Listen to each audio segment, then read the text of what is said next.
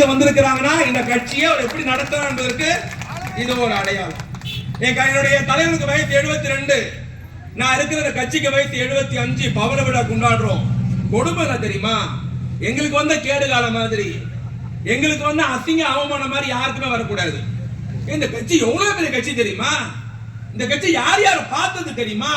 நேருவை பார்த்தோம், இந்திரா காந்தியை பார்த்தோம், மொரார்ஜி தேசாயை பார்த்தோம், சரண் சிங்கை பார்த்தோம், ராஜீவ் காந்தியை பார்த்தோம், சந்திரசேகரை பார்த்தோம், கரண் சிங்கை பார்த்தோம், சஞ்சய் காந்தியை பார்த்தோம், வாஜ்பாயை பார்த்தோம், அத்வானியை பார்த்தோம், தேவகவுடா பார்த்தோம், குஜ்ராலை பார்த்தோம், தமிழ்நாட்டில் பக்தோச்சலத்தை பார்த்தோம், காமராஜரை பார்த்தோம், கக்கனை பார்த்தோம், ஜீவாவை பார்த்தோம், ராமூர்த்தியை பார்த்தோம், கல்யாண சுந்தரத்தை பார்த்தோம், எம்ஜிஆரை பார்த்தோம், ஜெயலலிதா பார்த்தோம். ஒருத்தங்க கேடு காலம், அணில் குஞ்சி,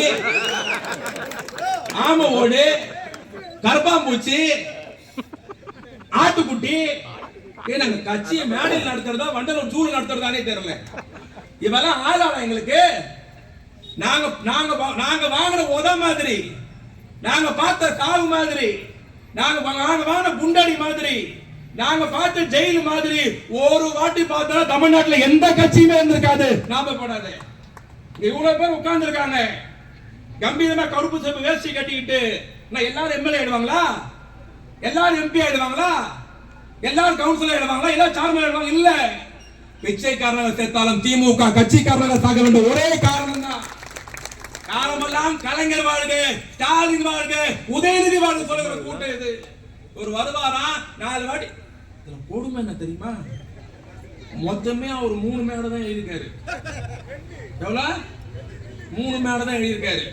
முதல் 3, நான் கணக்கு சொல்றேன். 3 முதல் மேடை எங்க ஏறினார்னா அவர் மாநாட்டில் போய் என்னக்கா பேசணும், நான் கட்சி ஆரம்பிச்சுக்கிறேன், என்னுடைய கொள்கை இது, பாலிசி இது, இதெல்லாம் பண்ணுமென்னு சொன்னா பரவாயில்ல. அங்க போய் என்ன தெரியுமா சொன்னாரு? சோறாகணுமா? நீ சோறாகணும், எனக்கு சோறு போட்டாதான் உண்டு, கவலைப்படாத. முதல் மேடையில பேசுறாரு, திமுக கூட்டணி உடையும் என்பதை தெரிவித்துக் கொள்கிறேன். என்ன பேசுறாரு? திமுக கூட்டணி உடையும் தெரிவித்துக் கொள்கிறேன். 2வது மேடையில அம்பேத்கருடைய புத்தக வெளியீட்டு விழா. அவருக்கும் அம்பேத்கர் சம்பந்தமே இல்ல. அங்க போய் நிக்கிறார். என்ன சொல்லணும்? அம்பேத்கர் பிடிக்கும், கொள்கை பிடிக்கும், சித்தாந்தம் பிடிக்கும் சொன்னா பரவாயில்ல, அம்பேத்கரை பத்தியே பேசல. அங்க போய் என்ன சொன்னாரு?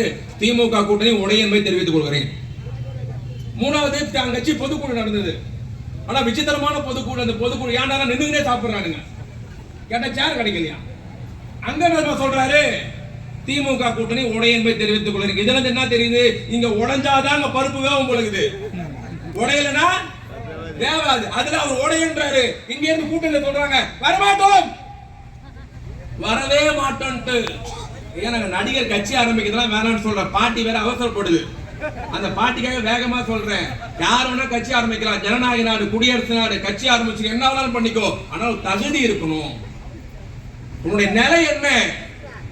தமிழ்நாட்டில் எத்தனை நடிகர் கட்சி ஆரம்பிச்சாங்க? ஐயா சிவாஜி கணேசனை விட பெரிய நடிகர் தமிழ்நாட்டில் உண்டா?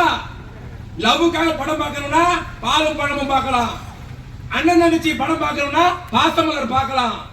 நடந்தாலே ஒரு நட, பார்க்கிற பார்வை கம்பீரமா. நடிகர் சிவாஜி கணேசன் இந்திரா காந்தி ஃப்ரெண்டு, காமராஜருடைய சித்தியன், கலைஞருடைய நண்பர், எம்ஜிஆருடைய நண்பர். ஒரு எலெக்ஷன்ல ஜெயிக்க முடியல, ஒரு எம்எல்ஏ ஜெயிக்க முடியல ஐயா சிவாஜி கணேசனால. நடிகர் பாக்கியராஜ் கட்சி ஆரம்பிச்சார் தெரியுமா? எம்ஜிஆர் சொன்னார் என்னுடைய கலை உலக வாரிசுன்னார் பாக்கியராஜ். எம்ஜிஆர் யாரையும் வாரிசுனே சொன்னதில்ல, எம்ஜிஆர் வாரிசுன்னு சொன்னது பாக்கியராஜ். எந்த பாக்கியராஜ் தெரியுமா? முந்தாடி முச்சி படத்துல முருங்காலையும் முருங்கீரையும் ஃபேமஸ் ஆக்குனாரு அந்த பாக்கியராஜ். கட்சி ஆரம்பிச்சு 6 மாசம் கம்பெனி மூடிட்டாரு. டி ராஜன் கட்சி ஆரம்பிச்சாரு, காணாம போயிட்டாரு. எஸ்எஸ்ஆர் கட்சி ஆரம்பிச்சாரு, காணாம போயிட்டாரு. நடிகர் கார்த்திக் கட்சி ஆரம்பிச்சாரு, காணாம போயிட்டாரு. இந்த சரத்குமாரே நைட் 2 மணிக்கு பொண்டாட்டி எழுப்பி கேட்டு காலைல 6 மணிக்கு பிஜேபி சேர்ந்தாங்க. அந்த கட்சி ஆரம்பிச்சாரு, செல்ஃப் எடுக்கல. நம்ம அண்ணன் விஜயகாந்த் 25 வருஷம் சம்பாதிச்ச பணத்துல நற்பணி மன்றத்தை கொடுத்து நற்பணி மன்றத்தை ஆரம்பிச்சு கட்சி ஆரம்பிச்சு எம்எல்ஏ ஆனாரு. அடுத்தோட எதிர்க்கட்சி தலைவர் ஆனாரு. 3வது தேர்தலை பார்க்கவே இல்லை, கட்சி காணாம போயிடுச்சு. ஏன் தெரியுமா சொல்றேன்? எல்லாரும் எம்ஜிஆர் முடியாது. எல்லாம் கேக்குறான், அப்ப எம்ஜிஆர் மட்டும் நடிகரா இருந்து அரசியலுக்கு வந்து முதலமைச்சர் ஆகலையான்னு பைத்தியக்காரா. எம்ஜிஆர் நேரம் அரசியலுக்கு வரலடா. எம்ஜிஆர் 25 வருஷம் கருப்பு சோப்பு கொடியை தூக்கி பிடித்தார். அண்ணா வாழ்கன்னார், கலைஞர் வாழ்கன்னார், திமுக பொருளாளராக இருந்தார். அப்படி வெளியே போனார். அன்னைக்கு சந்தர்ப்ப சூழ்நிலை அரசியல் களம் எம்ஜிஆருக்கு கை கொடுத்தது, வெற்றி பெற்றார். இன்னைக்கு என்ன ஆகும்? நடுவில் இன்னொருத்தன், இந்த நரேந்திர மோடின்னு ஒருத்தன் விட்டையா, இந்த பாட்டிக்காக இந்த ஒரு வார்த்தையை சொல்லிட்டு நான் முடிச்சிடுறேன். பாட்டி ரொம்ப டென்ஷன் ஆகுது. தமிழ்நாட்டுல எப்படியாவது என்ன சேகரன் பேசுற போது சொன்னாரு, மும்மொழி கொள்கையை கொண்டு வராங்க, இந்தியை திணிக்கிறாங்க, நம்ம விடக்கூடாது, போராடணும், தலைவர் பேர் நிக்கணும், திமுக கொள்கைதுன்ட்டு. நம்ம வீட்டாக்காக்கு மும்மொழினா என்னன்னு தெரியுமா, இந்தின்னா என்னன்னு தெரியுமா? அந்த பாட்டி சொன்ன வீட்டுல போய் உழ வைக்கணும், காலை டிபெண்ட் செய்யணும், வேலைக்கு போகணும், என்னன்னு தெரியாது. நமக்கு என்ன தெரியும்? மும்மொழி கொள்கைனா என்ன, ஏன் இந்தி படிக்க வேணான்றோம், எதுக்கு ரெண்டு பேர் சண்டை செய்யறாங்க, தளபதியும் மோடியும்? இன்னைக்கு எந்த டிவியை திறந்தாலும், எந்த யூடியூபை திறந்தாலும், எந்த பேஸ்புக்ல போனாலும், எந்த ட்விட்டர்ல போனாலும், எந்த பேப்பர் எடுத்தாலும் ரெண்டு தான் ஓடிட்டு இருக்கு. மோடினா மோடியா, ஸ்டாலினா, ஸ்டாலினா மோடியா, இந்தியா தமிழா, இதுதான் ஓடிட்டு இருக்கு. என்னதான் பிரச்சனை? ஏன் சண்டை போட்டுக்கிறாங்க? அவரு தான் இந்திய படின்றாரு, நம்மால் படிக்க மாட்டேங்கிறாரு. ஏன் நம்மால் ஏன் படிக்க மாட்டேன்றாரு? சில பேருக்கு அதுல கேள்வி, ஏன் படிக்க மாட்டேன்றாரு? படிச்சா என்னப்பா ஆகும்ட்டு. இந்தினா என்ன, தமிழ்னா என்ன, படிச்சா என்ன பாதிப்புன்னு உங்களுக்கு புரியுற மாதிரி சொல்றேன். இந்தினா வேலைக்காரி மாதிரி, இந்தினா வேலைக்காரி மாதிரி, தமிழ் வீட்டுக்காரி, தமிழே வீட்டுக்காரி, இந்தி வேலைக்காரி. வீட்டுல விட்டா என்ன ஆகும்? வேலைக்காரி உள்ள வந்தா வீட்டுக்கார மயக்கிடும். வீட்டுக்கார மயக்கிச்சுன்னா வீட்டுக்காரி என்ன ஆகும்? வேலைக்காரி ஆகிடும். பாக்குறோம்ல, அதுதான் நாங்க சொல்றோம், எங்களுக்கு இந்தி வேணாம், இந்தி வேணாம் அப்படின்ட்டு. பெரியவர்களே, தாய் மகளே, உங்களிடத்தை பணிவோடு கேட்கிறோம், மன்றாடி கேட்கிறோம். இது 72வது பிறந்தநாள் பொதுக்கூட்டம். செய்த சாதனையெல்லாம் உங்களிடத்துல சொல்லியிருக்கிறோம். இந்த தேர்தல் 10 மாசம் தேர்தல் வரப்போகுது. அந்த தேர்தல் ஏதோ அதிமுக திமுக தேர்தல் அல்ல. அந்த தேர்தல் எடப்பாடி பழனிசாமிக்கும் தலைவர் மு.க. ஸ்டாலின் தேர்தல் அல்ல. திமுக கூட்டணிக்கும் அதிமுக கூட்டணிக்கான தேர்தல் அல்ல. நடைபெற போற தேர்தல் டெல்லிக்கும் தமிழ்நாட்டுக்கும் நடைபெறுகிற தேர்தல். நடைபெறுகிற தேர்தல் தமிழுக்கும் இந்திக்கும் நடப்புகிற தேர்தல். நடைபெறுகிற தேர்தல் ஆரியத்திற்கும் திராவிட நடைபெறுகிற தேர்தல். இந்தி மொழியா தமிழ் மொழியா, நம்ம யார் பக்கம் நிற்க வேணும்? இந்த மோடியை பத்தி ஒண்ணு சொன்னேன் அல்ல, நம்ம நல்ல இது இங்க வரைக்கும் வருது. நானும் சீக்கிரம் போனாதான் நடக்கும். அது சரிண்ணா, உனக்காக ஒரு வார்த்தை சொல்றேன். 10 வருஷம் மோடி பிரதமரா இருந்தார். போன வருஷம் எலெக்ஷன் நடந்தது. நீங்க கட்சியை திருச்சிட்டு போகணும்னாக்கா அந்த வார்த்தையை சொல்லிட்டு போறேன். மோடிக்கு என்ன பண்றாரு? டென்ஷன் ஆகிற, கோவப்படுறாரு. நான் இந்தியா ஃபுல்லா ஜெயிக்கிறேன், எல்லா இடத்துல போனா கூட்டம் வருது, எனக்கு ஓட்டு போடுறான், வாழ்கன்றான், எனக்கு எம்பி கொடுக்குறான், நான் ஜெயிக்கிறேன், தாமரை மலருது. ஆனா தமிழ்நாட்டில் மட்டும் ஜெயிக்க முடியலையேன்ட்டு மோடி என்ன பண்றாரு? கடந்த பார்லிமெண்ட் தேர்தல் 3வது முறை பிரதமராக இருப்போம், நான் எப்படியா தமிழ்நாட்டில் 3 இடத்துல ஜெயிக்கணும் அப்படின்னு என்ன பண்றாரு? 9 முறை தமிழ்நாட்டுக்கு வராரு. எத்தனை முறை? சத்தமா சொல்லுங்க. 9 முறை தமிழ்நாட்டுக்கு வராரு. 9 பொதுக்கூட்டம் பேசுறாரு. 9 இடத்துல வராரு. 9 பொதுக்கூட்டம் பேசின உடனே என்ன பண்றாரு? மோடி டெல்லிக்கு போயிட்டாரு. ஒரு உளவுத்துறை அதிகாரி கூப்பிட்டு கேட்டாரா, யோ தமிழ்நாட்டில் எப்படியா 2 சீட்டா ஜெயிக்கணும்ன்றதுக்காக நான் தமிழ்நாட்டுக்கு 9 முறை பிரச்சாரம் பண்ண போயிருக்கேன், 9 பொதுக்கூட்டம் பேசியிருக்கேன், தமிழ்நாட்டு நிலவரம் எப்படியா இருக்குன்னு உளவுத்துறை அதிகாரி கேட்டிருக்காரு. அந்த உளவுத்துறை அதிகாரி என்ன சொல்றா, ஐயா நீங்க இந்தியாவோட பிரதமர், 30 ஸ்டேட்ல நீங்க எங்கேயுமே 9 முறை போனது இல்ல, 9 பொதுக்கூட்டம் பேசினது இல்ல, ஆனா நீங்க தமிழ்நாட்டில் போய் 9 பொதுக்கூட்டம் பேசிருக்கீங்க. ஆனா இப்ப நிலவரம் என்னன்னா தமிழ்நாட்டில் பிஜேபி செல்ஃப் எடுக்காதுன்னு இருக்கும். 9 இடத்துல அந்த டென்ஷன் ஆயிட்டு இருக்கிறான்.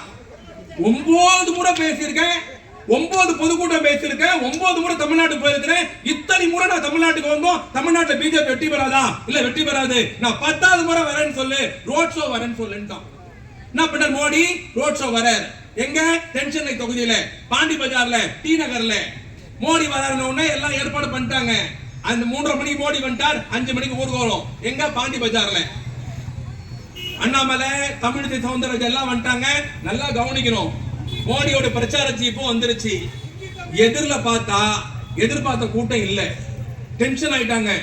எப்படியோ காசை கொடுத்து கூட்டத்தை நிக்க வச்சுட்டாங்க. மோடி பிரச்சார ஜீப் வந்தது. கவர்னர் வீட்டுல மோடி 5 மணிக்கு வந்தார். காரை விட்டு கீழே இறங்கினார், பிரச்சார ஜீப்ல ஏறினார். ஏறி இப்படி கையாட்டினார். இதே ரோட் ஷோ பாத்தீங்க, அது பேர் என்ன? Road show. ரோட் ஷோனா என்னதுன்னா ஓபன் ஜீப்ல ஊர்வலமா போறது ரெடி பண்ணிட்டாங்க. மண்டியில நின்ட்டாரு. இதே ரோட் ஷோ பாத்தீங்கன்னா டெல்லியில, ராஜஸ்தான்ல, யூபில, ஜார்க்கண்ட்ல, பீகார்ல, ராஜஸ்தான்ல தான் ரோட் ஷோ போனார்னா கையாட்டினே போவார். ரெண்டு பக்கம் செம்ம ஜனம் இருக்கும், சரியான ஜனம் இருக்கும், கையாட்டினே போவார். அங்க ஒரு கோஷம் போடுவாங்க. எங்க டெல்லியில, பீகார்ல, யூபில, ஜார்க்கண்ட்ல எல்லாம் என்ன கோஷம்னா, கார் மோடிக்கு காருக்குள்ள ஒருத்த உட்கார்ந்துருப்பான் மைக்க வச்சுக்கின்னு.